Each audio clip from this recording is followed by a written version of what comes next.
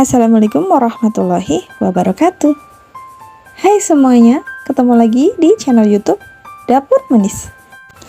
Alhamdulillah teman-teman, hari ini aku bisa bikin video lagi masak-masak, dan aku kali ini mau bikin udang pete saus padang. Bumbunya tuh udah pasti pakai udang ya teman-teman. Simple, murah, dan enak. Yang ini aku tadi habis dari pasar teman-teman, pagi-pagi banget ke pasar, terus sampai rumah langsung aku bongkar deh tuh belanjaan aku. Itu aku belinya juga cukup banyak ya teman-teman, dan tidak semua yang aku beli itu untuk dimasak hari ini. Sisanya nanti aku simpan di kulkas, dan juga sisa belanjaan yang lainnya itu juga ada beberapa aku belanja untuk kebutuhan kedai aku. Itu ada Mas Arsha nongol. Itu anakku teman-teman, si kecil baru bangun tidur. Tadi juga ada kakaknya juga baru bangun tidur, pada ngumpul di dapur. Emang kalau bangun tidur mereka suka ngumpul di dapur, terus ngeliatin ke belakang rumah gitu kan. Belakang rumah aku ada persawahan yang sejuk banget kalau pagi, dan view-nya tuh Gunung Lawu teman-teman. Tapi sayang hari ini mendung, jadi aku nggak bisa nge-shoot Gunung Lawunya. Tapi next time nanti aku videoin Gunung Lawu saat pagi hari. Aduh, cakep banget. Nah ini sambil ngobrol sambil aku jelasin juga ya teman-teman. Di sini aku belanjanya macam-macam sih, ada bumbu dasar seperti cabai, bawang merah, bawang putih, tomat. Terus di situ tadi yang pertama ada rebung, ada selada, terus ada itu daun bawang yang aku pegang, itu harganya cuma Rp2.000 teman-teman. Ya ampun, di sini murah banget. Ya maklum ya, karena di sini daerah pegunungan, jadi yang berbau-bau seperti dedaunan itu harganya murah. Tapi kalau sudah ketemu dengan perikan-ikanan itu harganya bisa mahal teman-teman. Meskipun semahal-mahalnya, kalau di tempat aku tuh tidak yang sampai bikin kantong bolong. Kalau di tempat teman-teman harganya gimana? Mungkin bisa tulis di kolom komentarnya ya. Nah itu tadi aku juga beli udang teman-teman. Di situ aku nggak tahu kemasannya berapa, karena tadi udangnya tinggal satu plastik doang, dan itu sedikit banget, paling hanya sekitar 10 biji. Itu harganya 12.000. Itu mungkin hanya 1 ons 100 gram atau berapa, aku juga nggak ngerti. Karena pastinya jualannya sudah dibungkusin kayak gitu. Sebenarnya tujuan utama aku tadi tuh pengen nyari cumi, cuman nggak dapet cuminya, tuh dapetnya udang. Ya sudahlah, belinya udang aja nggak apa-apa. Nah ini anakku yang kedua, yang pertama. Nah yang satunya itu anakku yang ketiga sebenarnya teman-teman. Jadi yang nomor 2 dulu sempet keguguran. Nah ini anakku yang ketiga, si ganteng. Nah ini aku ditemenin sama mereka lagi ngajakin ngobrol ceritanya. Anakku yang cewek ini seneng banget bertanya-tanya. Mungkin udah salah satu bibit bisa masak kali ya. Jadi anak cewek dia pinter banget bertanya-tanya, ibu masak apa, ibu belanja apa, ini apa, itu apa, dan selalu seperti itu. Dan si kecil adiknya itu juga suka banget bertanya-tanya, karena kan juga mengikuti apa yang kakaknya lakukan. Nah ini aku juga lagi bercerita sama anak-anak. Dia lagi tanya, rebung itu apa, rebung itu dari bambu, dan sebagainya.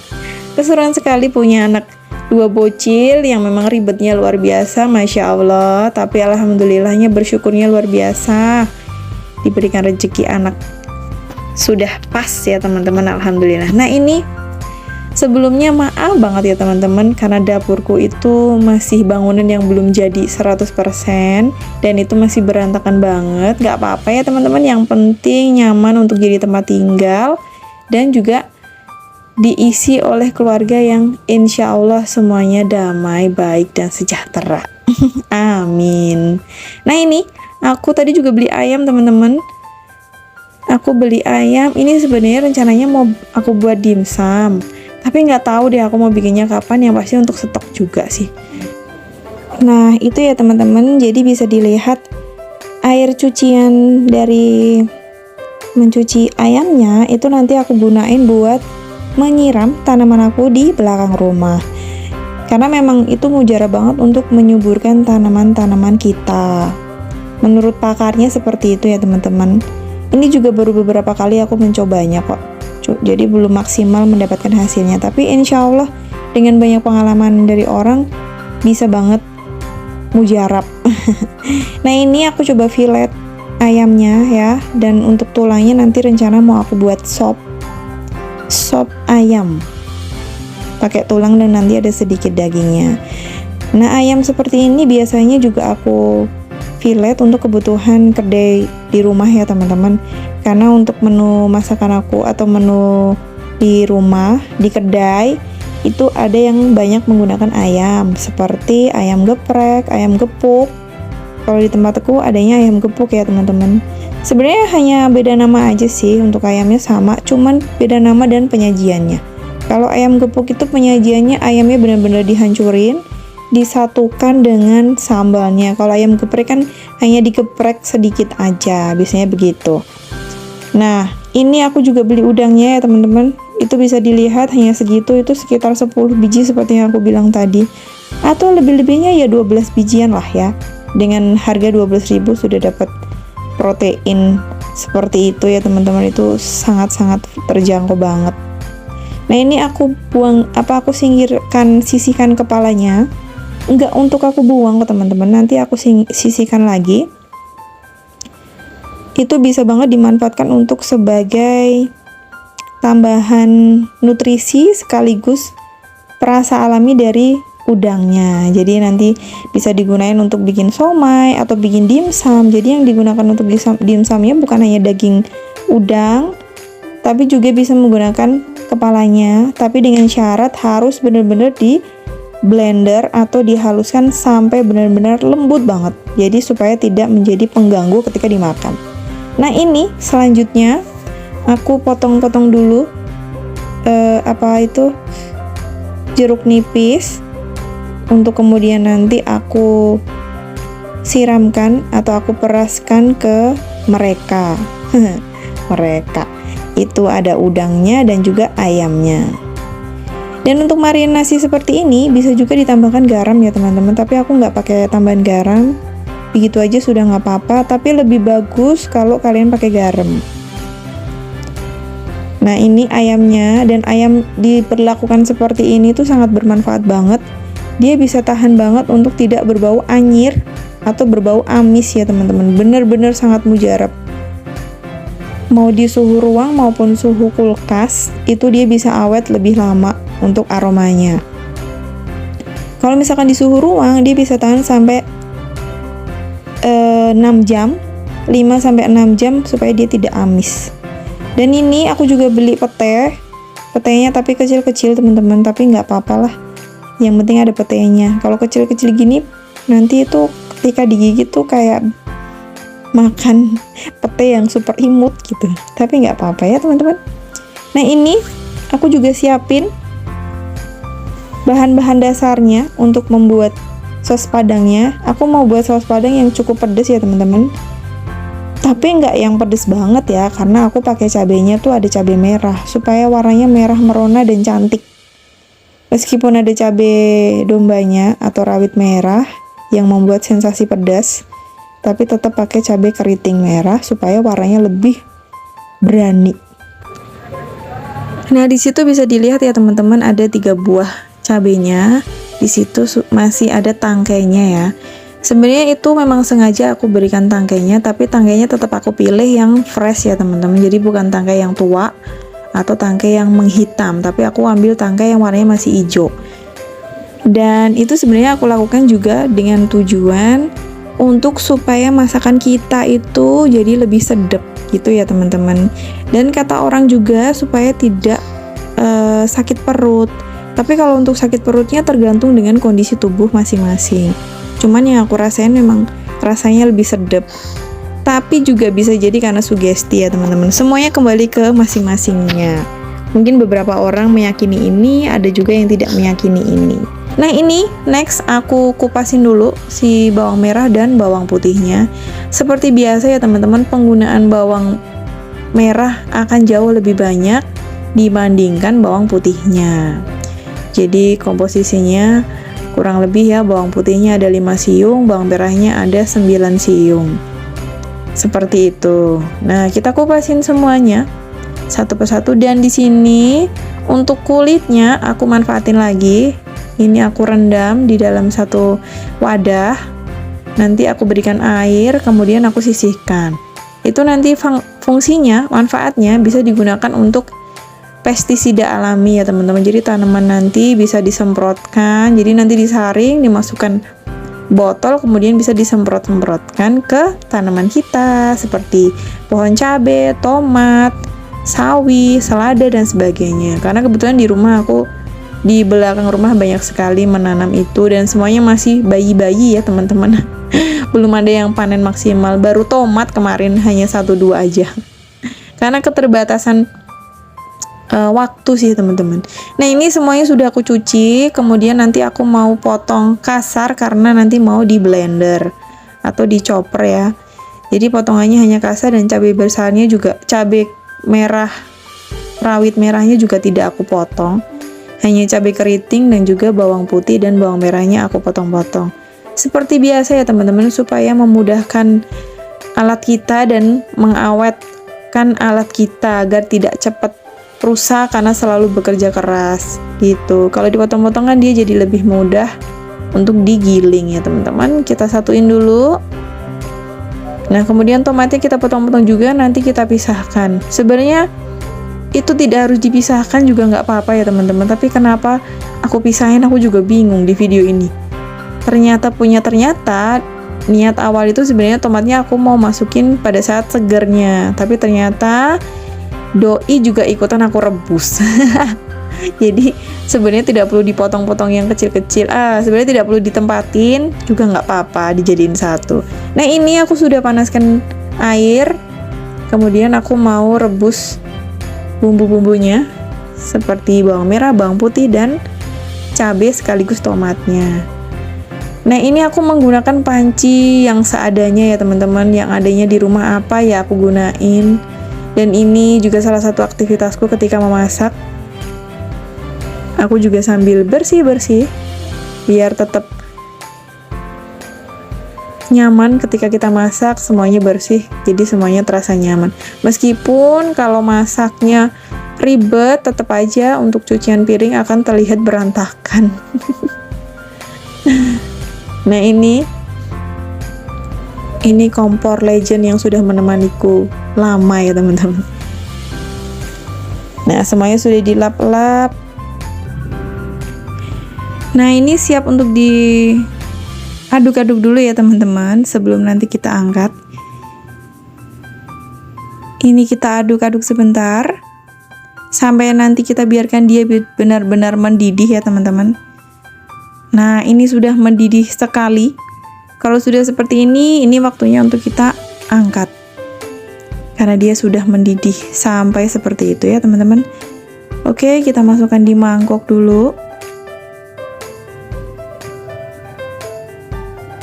Kita ambil semuanya. Dan kalau sudah dimasukkan mangkok semuanya, kita sisihkan dulu cabenya ya teman-teman. Nah, seperti itu, dia udah matang. Sekarang aku mau gunain untuk merebus udangnya sebentar ya teman-teman, supaya tidak tidak dalam kondisi mentah aja sih. Jadi direbus sebentar aja sampai dia berubah warna.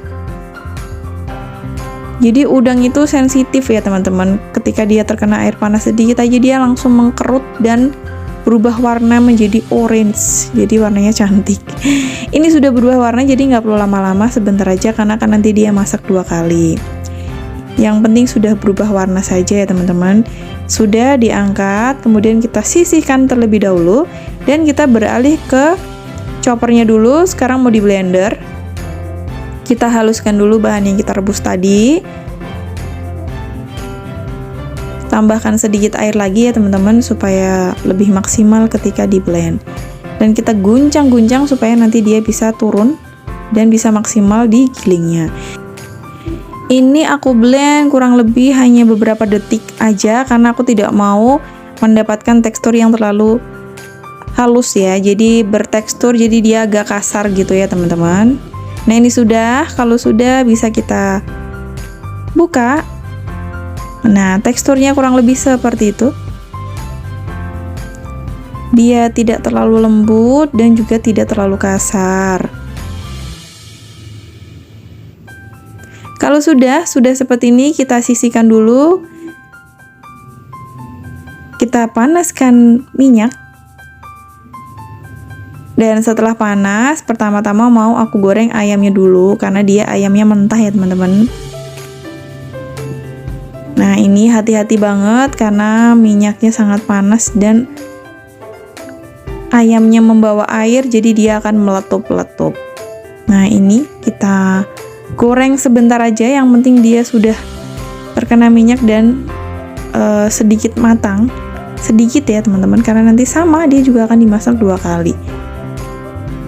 Nah, kalau sudah seperti ini, kita bisa masukkan bumbunya untuk ditumis-tumis.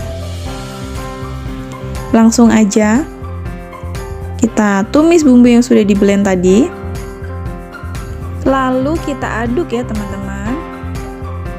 Nah, kita biarkan dulu sebentar sampai dia mulai mendidih.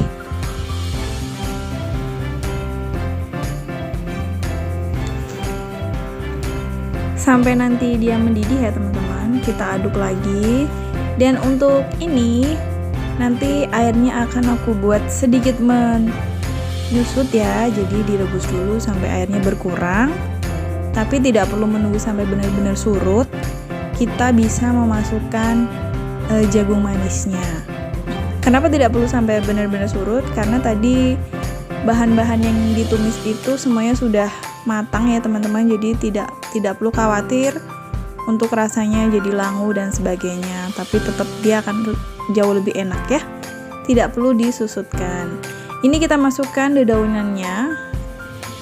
Di situ ada daun jeruk dan juga lengkuasnya. Nah, kemudian kita tumis-tumis lagi. Dan sekarang bisa kita masukkan jagung manisnya ya teman-teman. Dan untuk teknik pemotongan jagungnya sendiri itu sesuai dengan selera masing-masing. Misalkan mau dibuat bulat-bulat juga boleh, atau yang besar-besar juga boleh. Tapi aku saranin kalau misalkan kalian pengen potongannya yang lebih besar dari punya aku, itu lebih baik direbus terlebih dahulu atau dikukus dahulu ya teman-teman, supaya nanti matangnya bisa sempurna. Nah, kita aduk-aduk kembali. Setelah ini bisa kita masukkan bahan yang lainnya. Nah, ini dia ayamnya. Ayam yang sudah kita goreng sebentar tadi kita masukkan lagi supaya bumbunya bisa meresap dengan baik ya. Dan setelah mendidih, kita bisa masukkan saus tiram. Di sini aku pakai kurang lebih 2 sendok makan ya teman-teman. Terus disusul sama kecap manisnya, aku pakai kurang lebih 1 sendok makan. Karena nanti masih ada sedikit gula, jadi takutnya kemanisan. Terus kita tambahkan juga ada penyedap rasa. Di sini aku pakai masako. Aku pakai kurang lebih setengah sendok teh. Jadi tidak usah terlalu banyak. Kita diamkan sebentar, kemudian kita aduk lagi. Diaduk-aduk biar sampai merata. Untuk lengkapnya nanti aku tulis di description boxnya supaya kalian bisa melihatnya ya teman-teman. Dan kalau berminat mencoba resepku, bisa dilihat juga. Kita aduk-aduk lagi semuanya. Di sini masih terlihat ya, kuahnya masih cukup banyak ya teman-teman. Dan kalau sudah, kita sekarang bisa memasukkan bahan yang selanjutnya. Di sini ada si pete yang mungil. Petenya dimasukkan semuanya, dan petenya ini juga sebenarnya opsional ya teman-teman. Kalau tidak suka pete bisa banget di skip atau digantikan sama sesuatu yang menurut kalian cocok. Karena untuk masakan saus padang seperti ini, itu dia tuh fleksibel karena dia udah pakai seafood, terus dia pakai sayuran, jadi bisa dikombinasikan dengan macam-macam.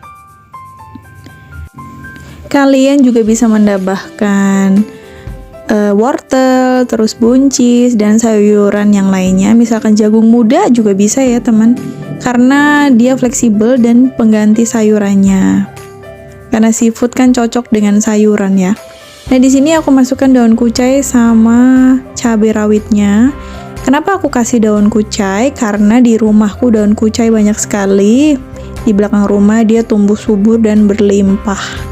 Padahal dulu aku cuma punya satu pot, sekarang bisa punya berpot-pot. Alhamdulillah. Nah, ini kita bisa lihat ya teman-teman, di situ airnya sudah mulai menyusut. Kita bisa masukkan si udangnya. Kita masukkan udangnya, lalu bisa disusul sama daun kemanginya. Ini juga salah satu daun opsional karena dia memiliki cita rasa yang cukup strong, jadi kalau misalkan tidak suka bisa di skip ya. Dan dia juga jenis sayuran yang sebenarnya keras, tapi ketika dia sudah dimasak dia akan cepat layu dan berubah tekstur. Jadi dimasaknya di terakhiran ya teman-teman. Kita aduk-aduk lagi.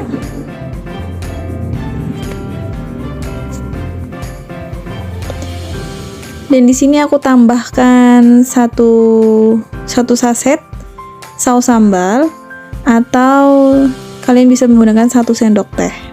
Terus aku tambahkan merica bubuk setengah sendok teh aja itu ya. Terus opsional yang lainnya bisa dimasukkan garam dan juga gulanya ya teman-teman. Terus kita aduk lagi. Di sini sudah mulai menyusut. Airnya sudah mau habis, dan kalau sudah habis seperti ini, itu cita rasanya akan terikat ya. Jadi si udangnya, ayamnya, jagungnya, semuanya sudah mengikat bumbunya ke dalam situ.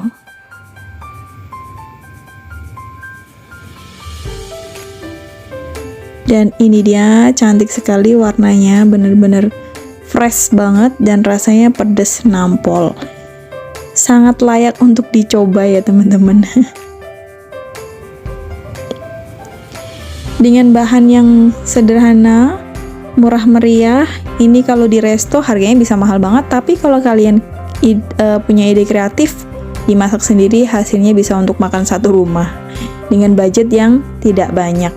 Jangan lupa koreksi rasa biar bisa tahu kurangnya di mana, lebihnya di mana. Dan aku ada sedikit tips teman-teman, kalau misalkan suatu hari kalian memasak dan kalian merasakan overload bahan atau keasinan, kalian bisa menambahkan kentang ya. Kentang biasa itu yang dipotong-potong kemudian dimasukkan, sudah begitu aja, nanti dia akan mengikat rasa asinnya, jadi akan menetralisir asin itu sendiri. Dan ini aku tambahkan sedikit bumbunya ya, karena mungkin kekurangan asin ya teman-teman, jadi aku tambahkan penyedap rasa dan sedikit garam. Terus diaduk kembali, diaduk lagi. Airnya sudah mulai benar-benar menyusut ya teman-teman. Dan ini aku mau tambahkan sedikit kecap manis karena rasanya agak sedikit kurang manis. Kita tambahkan sedikit aja. Jadi totalnya memakai 2 sendok makan kecap manis dan 3 sendok makan saus tiram. Kita aduk kembali. Dan ini sudah selesai. Sangat mudah sekali untuk dipraktekkan di rumah ya teman-teman. Siap untuk di plating. Oke, terima kasih teman-teman sudah mau menonton video aku sampai selesai. Semoga bisa menginspirasi kalian semuanya dan selamat mencoba. Sampai ketemu di video selanjutnya. Wassalamualaikum warahmatullahi wabarakatuh. See you.